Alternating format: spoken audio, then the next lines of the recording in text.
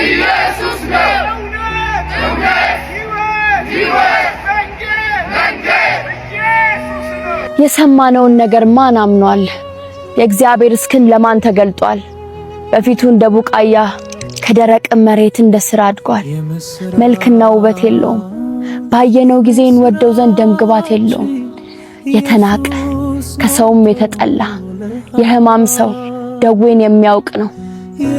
ሰውን ፊቱን እንደሚሰውርበት የተናቀ ነው፣ እኛም አላከበርነው። በእውነት ደዌያችንን ተቀበለ፣ ሕመማችንንም ተሸክሟል።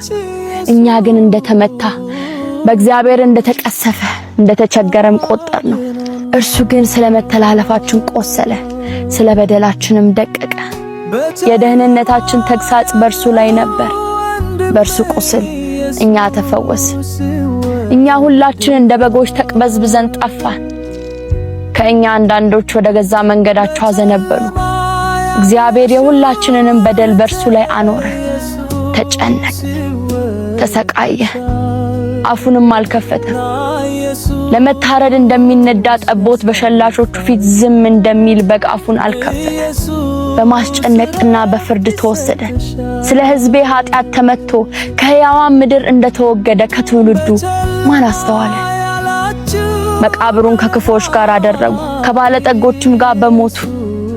ነገር ግን ግፍን አላደረገም፣ በአፉም ተንኮል አልተገኘበትም ነበር። እግዚአብሔርም በደዌ ያደቀው ዘንድ ፈቀደ። ነፍሱን ስለ ኃጢአት መስዋዕት ካደረገ በኋላ ዘሩን ያያል፣ ዕድሜውም ይረዝማል። የእግዚአብሔርን ፈቃድ በእጁ ይከናወናል። ከነፍሱ ድካም ብርሃን ያያል፣ ደስም ይለዋል። ጻድቅ ባሪያዬ በእውቀቱ ብዙ ሰዎችን ያጸድቃል፣ ኃጢአታቸውንም ይሸከማል። ስለዚህ እርሱ ብዙዎችን ይወርሳል፣ ከኃያላንም ጋር ምርኮን ይከፋፈላል። ነፍሱን ለሞት አሳልፎ ሰጥቷልና ከአመፀኞችም ጋር ተቆጥሯልና። እርሱ ግን የብዙ ሰዎችን ኃጢአት ተሸከመ፣ ስለ አመፀኞችም ማለደ። ኢሳይያስ 53 መልካም በዓል። በልዑል መጠጊያ የሚኖር ሁሉን በሚችል አምላክ ጥላ ውስጥ ያድራል። እግዚአብሔር አንተ መታመኛዬ ነህ እለዋለሁ። አምላኬና መሸሸጊያዬ እርሱ ነው፣ በእርሱ እታመናለሁ። እርሱ ከአዳኝ ወጥመድ ከሚያስደነግጥ ነገር ያድንሃል። በላባዎቹ ይጋርድሃል፣ በክንፎቹ በታች ትተማመናለህ። እውነት እንደ ጋሻ ይከብሃል። ከሌሊት ግርማ፣ በቀን ከሚበር ፍላጻ፣ በጨለማ ከሚሄድ ክፉ ነገር፣ ከአደጋና ከቀትር ጋኔን አትፈራ። በአጠገብህ ሺህ በቀኝ 10 ሺህ ይወድቃሉ እንጂ ወደ አንተ አይቀርብም። በዓይኖች ብቻ ትመለከታለህ፣ የኃጥአንንም ብድራት ታያለህ። አቤቱ ተስፋዬ አንተ ነህ፣ ልዑልን መጠጊያ አደረግህ። ክፉ ወደ አንተ አይቀርብም፣ መቅሰፍት ወደ ቤት አይገባም። በመንገድህ ይጠብቁ ዘንድ መላእክቶችን ስላንተ ያዛቸዋል። እግሮችን እንዳይሰናከሉ በእጆቻቸው ያነሱሃል። እባብና ተኩላውን ትጫማለህ፣ ዘንዶና አንበሳውን ትረግጣለህ። በእኔ ታምኗልና አስጥለዋለሁ፣ ስሜን አውቋልና እጋርደዋለሁ። ይጠራኛል እመልስለታለሁ፣ በመከራውም ጊዜ ከእርሱ ጋር እሆናለሁ። አድነዋለሁ፣ አከብረዋለሁ፣ ረጅምንም ዕድሜ አጠግበዋለሁ፣ ማዳኔንም አሳየዋለሁ። መዝሙር 91 ሥጋ ለባሽ ሁሉ እንደ ሳር ነው፣ ክብሩም ሁሉ እንደ ሜዳ አበባ። ሳር ይጠወልጋል፣ አበባም ይረግፋል፣ የጌታ ቃል ግን ለዘላለም ጸንቶ ይኖራል። የተሰበከላችሁ የምስራች ቃል ይሄ ነው። እንግዲህ ክፋትን፣ ማታለልን፣ ግብዝነትን፣ ቅናትን ሁሉ አስወግዱ። በድነታችሁ እንድታድጉ አዲስ እንደተወለዱ ሕፃናት ንጹሑን መንፈሳዊ ወተት ተመኙ። ጌታ መልካም መሆኑን ቀምሳችኋል። በሰው ዘንድ ወደ ተናቀው በእግዚአብሔር ዘንድ ወደ ተመረጠው ክቡር ወደ ሆነው ወደዚያ ሕያው ድንጋይ እየቀረባችሁ እናንተ ደግሞ በኢየሱስ ክርስቶስ አማካይነት እግዚአብሔርን ደስ የሚያሰኝ መንፈሳዊ መስዋዕት ታቀርቡ ዘንድ ቅዱሳን ካህናት ለመሆን እንደ ሕያዋን ድንጋዮች መንፈሳዊ ቤት ለመሆን ትሰራላችሁ። ምክንያቱም በመጽሐፍ እንዲህ ተብሎ ተጽፏልና፣ እነሆ የተመረጠ ክቡር የማዕዘን ድንጋይ በጽዮን አኖራለሁ፣ በእርሱ የሚያምን ከቶ አያፍር። እንግዲህ ለእናንተ ለምታምኑት ይህ ድንጋይ ክቡር ነው። ለማያምኑት ግን ግንበኞች የናቁት ድንጋይ እርሱ የማዕዘን ራስ ሆነ። ደግሞም ሰዎችን የሚያሰናክል የሚጥላቸው አለት ሆነ። የሚሰናከሉት ቃሉን ባለመታዘዛቸው ነው፣ የተመደቡትም ለዚህ ነውና። እናንተ ግን ከጨለማ ወደ አስደናቂ ብርሃኑ የጠራችሁን የእግዚአብሔርን ታላቅ ሥራ እንድታውጁ የተመረጠ ትውልድ፣ የንጉሥ ካህናት፣ ቅዱስ ሕዝብ፣ እግዚአብሔርን ለራሱ የለያችሁ ሕዝብ ናችሁ። ቀድሞ የእርሱ ወገን አልነበራችሁ፣ አሁን ግን የእግዚአብሔር ሕዝብ ሆናችኋል። ቀድሞ ምሕረትን አላገኛችሁም ነበር፣ አሁን ግን ምሕረትን አግኝታችኋል። ወዳጆች ሆይ በዚህ ዓለም እንግዶችና ምጽሐተኞች እንደመሆናችሁ መጠን ነፍስን ከሚዋጋ ሥጋዊ ምኞት እንድትርቁ እለምናችኋለሁ።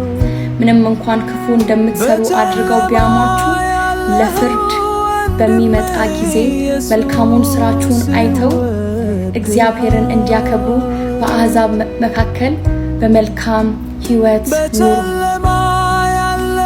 አሜን።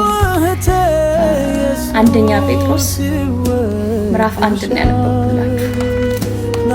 የእግዚአብሔር ቃል ሕያውና የሚሠራ ነውና በሁለት በኩል ስለት ካለው ሰይፍ ይልቅ ሁሉ ስለታም መንፈስንና ነፍስን ጅማትና ቅልጥምን እስኪለያይ ድረስ ዘልቆ ይወጋል፣ የልብን ሐሳብና ምኞትም ይመረምራል።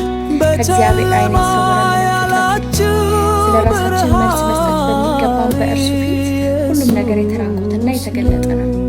እንግዲህ ወደ ሰማያት ያረገ ታላቅ ሊቀ ካህናት የእግዚአብሔር ልጅ ኢየሱስ ስላለን እምነታችን በድካማችን የማይራራልን ሊቀ ካህን የለምና፣ ነገር ግን እንደ እኛ በማንኛውም ነገር የተፈተነ ሊቀ ካህን አለ። ይሁን እንጂ ምንም ኃጢአት አልሰራም። እንግዲህ ምሕረትን እንድንቀበል በሚያስፈልገን ጊዜ የሚረዳንን ጸጋ እንድናገኝ ወደ ጸጋው ዙፋን በእምነት እንቅረብ።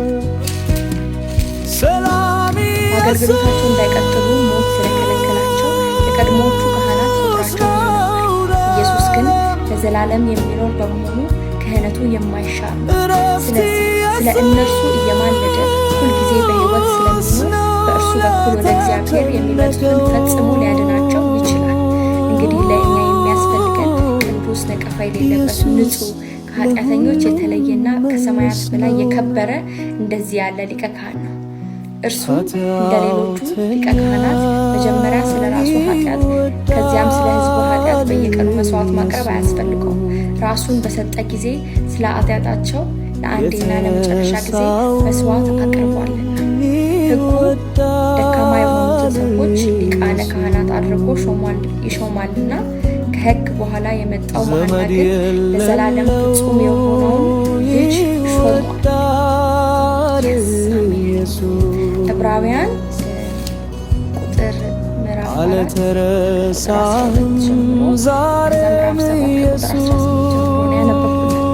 በክፉዎች ምክር የማይሄድ በኃጢአተኞች መንገድ የማይቆም በፌዘኞች ወንበር የማይቀመጥ ሰው ብፁዕ ነው።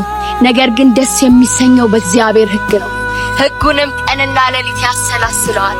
እርሱም ወራጅ ውኃ ዳር እንደተተከለች ፍሬዋንም በወቅቱ እንደምትሰጥ ቅጠሏም እንደማይጠወልግ ዛፍ ነው። የሚሰራው ሁሉ ይከናወንለታል። ክፉዎች ግን እንደዛ አይደሉም፣ ነገር ግን ነፋስ ጠራርጎ እንደሚወስደው ገለባ ናቸው። ክፉዎች በፍርድ ፊት፣ ኃጢአተኞችን በጻድቃን ማህበር መቆም አይችሉም። እግዚአብሔር የጻድቃንን መንገድ ይጠብቃል፣ የክፉዎች መንገድ ግን ትጠፋለች። መዝሙር 1:1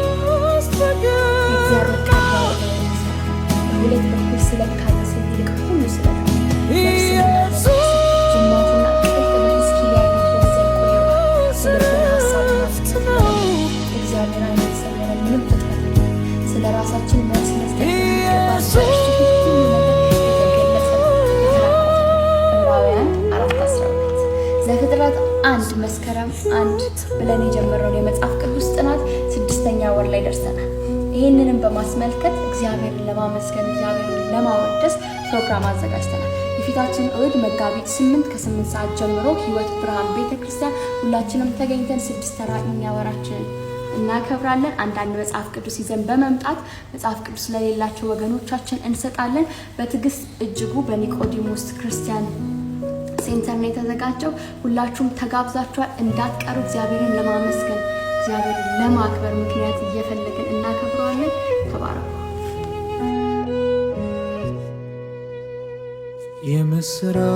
የምስራች የምስራች ኢየሱስ ሞቶልሃል።